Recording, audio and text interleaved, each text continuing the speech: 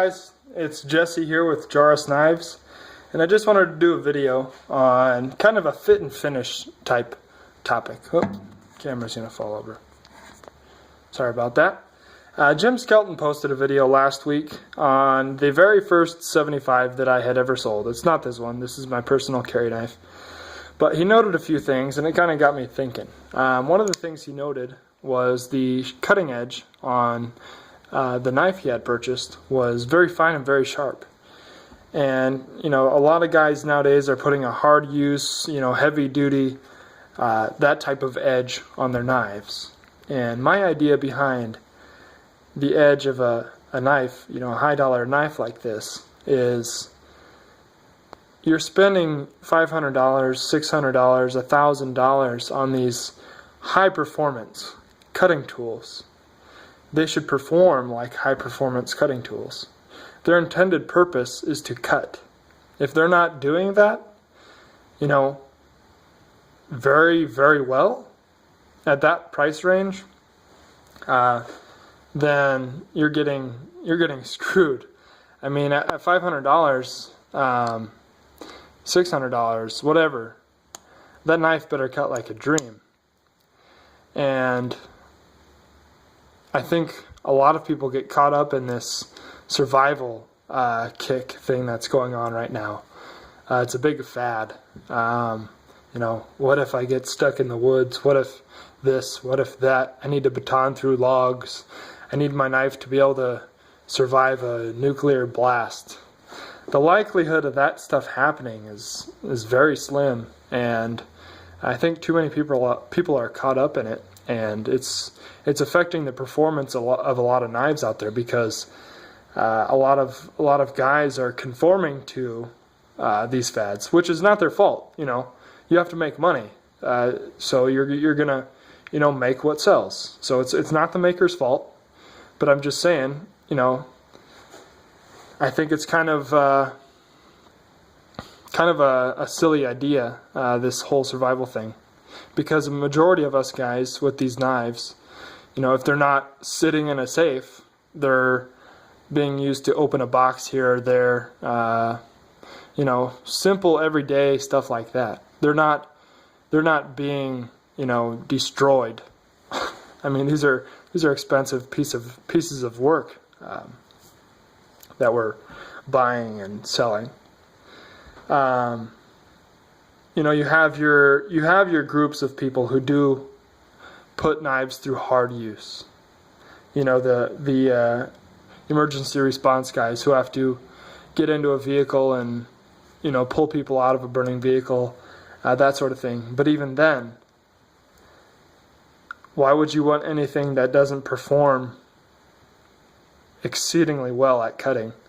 A guy, you know, an EMT has to cut a guy out of a seatbelt. He doesn't want to saw through the thing. He wants to cut through it, you know, in a second, so that guy doesn't die. He doesn't want that guy to burn alive. So, you know, $500 in a knife. That knife better have a $500 edge. It should be able to cut effortlessly through anything. And as Jim said, I pride myself in my cutting edges.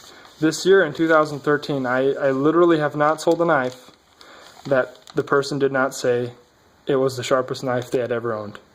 You know, oh, Jesse, yeah, you're getting cocky, you're being boastful. And no, I'm not. You know, I work my ass off building these knives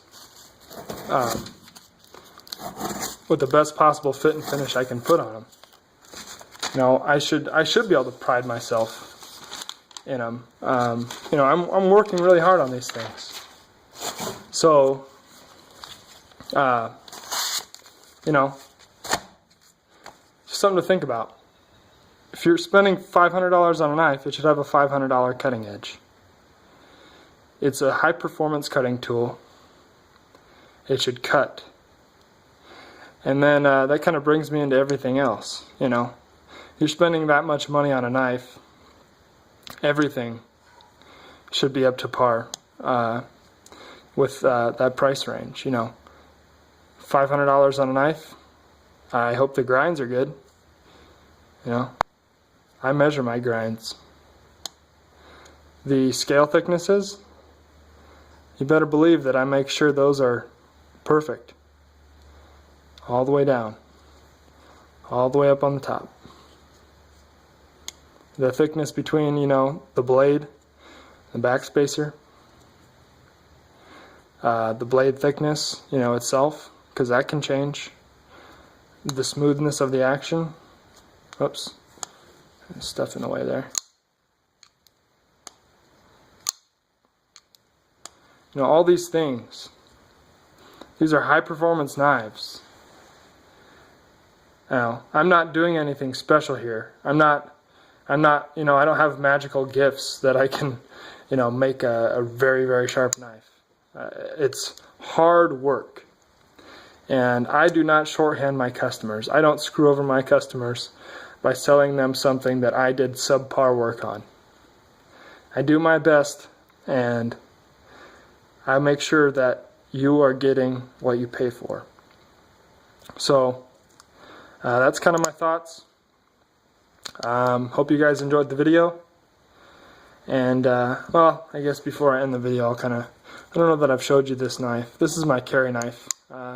Obviously I have some glue on there now, but this is my carry knife. It's a 75, M3 bolsters, blue twill with carbon fiber scales, M3 backspacer, got the hidden lanyard pin, mirror polished entire blade.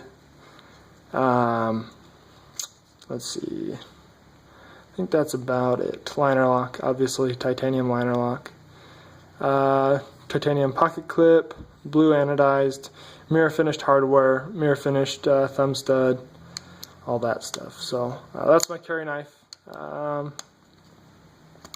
Oops, stupid cloth. I don't really have anything else for you guys, so I hope you enjoyed the video. And if you have any thoughts on anything I talked about, you want to razz me a little bit, give me hell, oh Jesse, you don't know anything, you're just a dumb kid. Go ahead, but I appreciate you guys watching. Thank you for your support. Thank you for allowing me to do what I love to do and build high performance cutlery. Thanks for watching, guys.